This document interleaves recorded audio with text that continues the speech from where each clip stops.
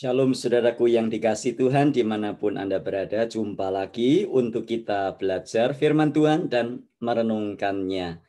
Karena kita harus bertumbuh dan untuk bertumbuh kita perlu belajar, membaca, merenungkan, menghafalkan, melakukan firman Tuhan. Hari ini kita akan belajar dari Injil Matius pasal 16, satu ayat saja, yaitu ayat yang ke-17. Demikianlah bunyinya. Kata Yesus kepadanya, "Berbahagialah engkau Simon bin Yunus, sebab bukan manusia yang menyatakan itu kepadamu, melainkan Bapa-Ku yang di sorga." Nah, ayat ini adalah balasan dari Tuhan Yesus kepada Simon Petrus. Setelah Simon Petrus, kemarin kita sudah belajar ya, Simon Petrus berkata, "Engkau adalah Mesias, Anak Allah yang hidup." Kata Mesias diterjemahkan dari bahasa aslinya Masiah, yang artinya Kristus, yang artinya yang diurapi. Dan kata Mesias ini menunjuk kepada Yesus sebagai juru selamat. Jadi kita sekarang tahu ya, kalau di YouTube ada banyak yang mengawali dengan berkata Shalom Aleichem Beshem Hamasiah. Kita tahu Shalom itu damai, salam. Aleichem artinya kepadamu. Beshem itu artinya in the name of Masiah, dalam nama Al-Masih, dalam nama Kristus. Jadi Shalom Aleichem Beshem Hamasiah artinya salam kepadamu di dalam nama Al-Masih atau Kristus. Nah, saudara yang dikasihi Tuhan, Simon Petrus mengaku, saya sebutkan kemarin dengan kredo, engkau adalah Mesias, Anak Allah yang hidup. Ya, istilah anak Allah yang hidup menunjuk kepada status Yesus Kristus sebagai anak Allah, sebagai firman Allah yang turun menjelma menjadi manusia. Yohanes 1 ayat 14. Firman itu telah menjadi daging. Yohanes 1 ayat 1, pada mulanya adalah firman, firman itu bersama-sama dengan Allah, dan firman itu adalah Allah. Nah, Yesus menyebut Simon berbahagia. Kenapa kok berbahagia?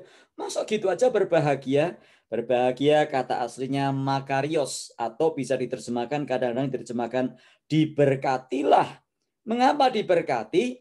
Yesus berkata, karena bukan manusia yang menyatakan itu kepadamu, melainkan Bapa-Ku yang di surga. Simon menyatakan bahwa Yesus itu Mesias, anak Allah yang hidup, bukan karena Simon belajar dari buku, bukan karena Simon dikasih tahu, bukan karena Simon ini belajar dari para rabi, bukan. Tetapi Simon menyatakan itu karena Alkitab berkata, bukan manusia yang menyatakan kepadamu, melainkan Bapa-Ku yang di surga. Artinya apa? Jadi Simon bisa berkata bahwa Yesus adalah Mesias, Anak Allah yang hidup, karena kasih karunia, karena anugerah yang Bapa berikan kepadanya, sehingga dia bisa mengatakan bahwa Yesus adalah Mesias, Yesus adalah anak Allah yang hidup. Jadi orang mengaku Yesus sebagai anak Allah adalah semata-mata karena kasih karunia yang sudah diberikan Bapa kepadanya. Itulah sebabnya dikatakan berbahagia. Jadi kalau Anda dan saya berani berkata dan percaya bahwa Yesus itu adalah anak Allah yang hidup, sesungguhnya kita sama dengan Simon Petrus adalah orang-orang berbahagia. Berbahagia bukan karena kita kaya raya, berbahagia bukan karena kita punya kehidupan yang nyaman, bukan. Tapi berbahagia karena Bapalah yang menyatakan itu kepada kita. Bapalah yang sudah memberikan kasih karunia-Nya kepada kita, sehingga kita dimampukan untuk percaya dan beriman kepada Yesus Kristus. Jadi memang kadang-kadang apa yang kita percaya itu ditertawakan oleh orang-orang. Itu sebabnya Yesus berkata, berbahagialah kamu. Karena tidak semua orang bisa menerima hal ini. Tidak semua orang bisa percaya bahwa Yesus itu anak Allah. Jadi kalau Anda dan saya percaya bahwa Yesus adalah juru selamat, Mesias yang diurapi, anak Allah yang hidup, sesungguhnya kita adalah orang-orang yang berbahagia. Kita adalah orang-orang yang diberkati. Diberkati dengan apa? Diberkati dengan kasih karunia. Walaupun dunia mengolok-olok kita. 1 Korintus 1 ayat 18 mulai dikatakan berita tentang salib, berita tentang Yesus adalah kebodohan bagi mereka yang akan dibinasakan. Kalau kita saksikan di YouTube tiap hari diolok-olok itu kekristenan. Diolok-olok, masa percaya Yesus? Yesus hanya nabi kok kamu percaya. Yesus hanya sebagai utusan Allah. Yang disalibkan itu bukan Yesus. Kok kamu percaya-percayanya saja? Mana mungkin ya Allah turun ke dalam dunia, lahir dari seorang perawan, lahir dari rahim seseorang. Apa yang keluar dari rahim itu yang sudah artinya berdosa. Kok mau-maunya percaya bahwa dia itu anak Allah? Ya biarkan sajalah. Makanya dikatakan oleh Yesus, berbahagialah kamu Simon bin Yunus. Sebab bukan kamu, bukan manusia yang menyatakannya kepadamu, melainkan Bapakku yang di surga. Jadi Anda dan saya harus berbahagia. Kalau diolok-olok pun karena kita itu Kristen, percaya Yesus, harus berbahagia. Karena kasih karunia Allah lah yang memungkinkan kita untuk mengatakan semuanya itu. Jadi maksudnya Simon bisa berkata bahwa Yesus adalah Mesias anak Allah yang hidup karena anugerah atau karena kasih karunia Allah yang telah dinyatakan kepadanya. Jadi orang mengaku Yesus sebagai anak Allah hanyalah karena kasih karunia Allah. Itu sebabnya Efesus 2 ayat 8 berkata, sebab karena kasih karunia kamu diselamatkan oleh iman. Itu bukan hasil usahamu, jangan ada orang yang memegahkan diri. Itu bukan hasil usahamu, tetapi pemberian Allah. Itu bukan hasil pekerjaanmu. Jangan ada orang yang memegahkan diri. Saudara dan saya bisa percaya kepada Yesus, itu anugerah Allah yang pertama-tama diberikan kepada kita. Membuka mata dan hati kita, sehingga kita berani beriman, mengambil keputusan. Saya mau mengikut Yesus. Kasih karunia Allah yang diberikan kepada Simon Petrus lah yang menyebabkan dia bisa mengaku, engkaulah Mesias, anak Allah yang hidup.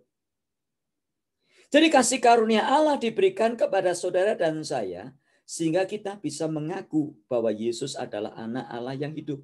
Ini adalah alasan mengapa kita bahagia.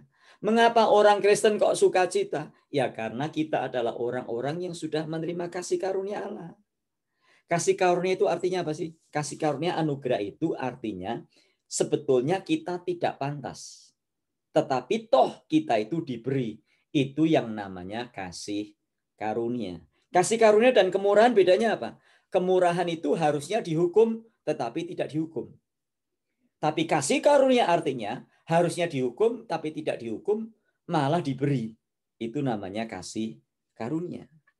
Jadi kasih karunia Allah dinyatakan dengan mengirimkan Yesus Kristus. Yohanes 3 ayat 16. Karena begitu besar kasih Allah akan dunia ini, sehingga ia mengaruniakan anaknya yang tunggal, supaya setiap orang yang percaya kepadanya tidak binasa, melainkan beroleh hidup yang kekal.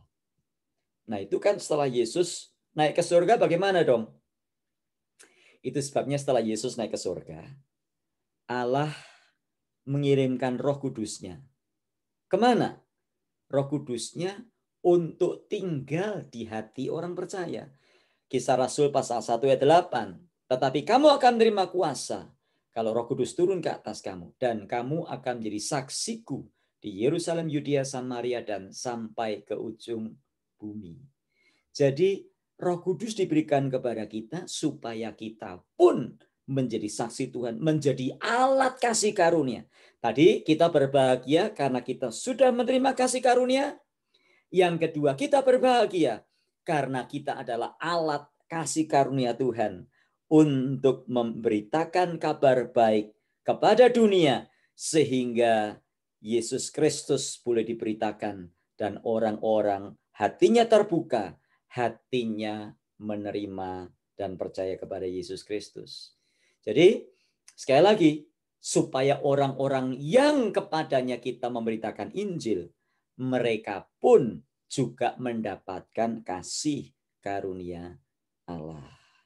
Jadi Anda dan saya adalah saksi-saksinya. Maksudnya Anda dan saya adalah alat bagi kasih karunia Allah untuk dinyatakan kepada dunia. Terserah mau terima atau tidak.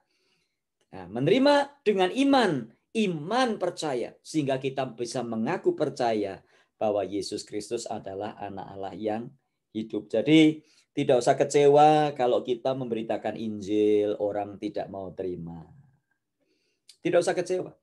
Sebab kuasa Allah lah, kasih karunia Allah yang memungkinkan seseorang untuk hatinya terbuka dan mau mengambil keputusan untuk menerima Yesus Kristus. Kita hanya alat.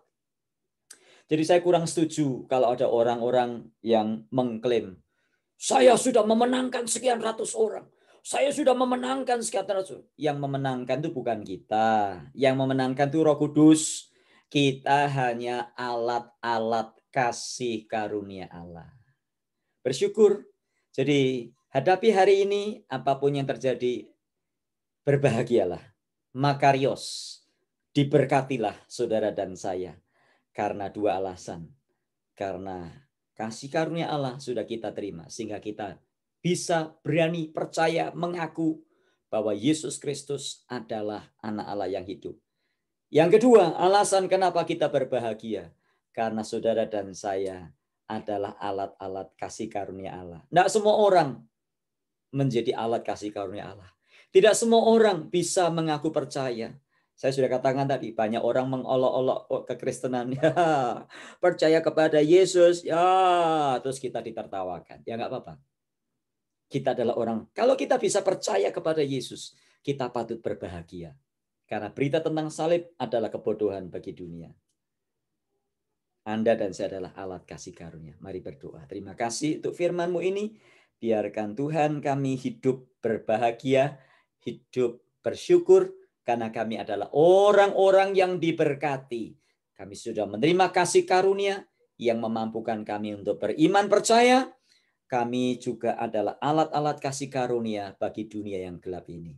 Terima kasih Bapa. Di dalam Tuhan Yesus kami berdoa. Amin. Tuhan memberkati kita dan sampai jumpa dalam tayangan esok.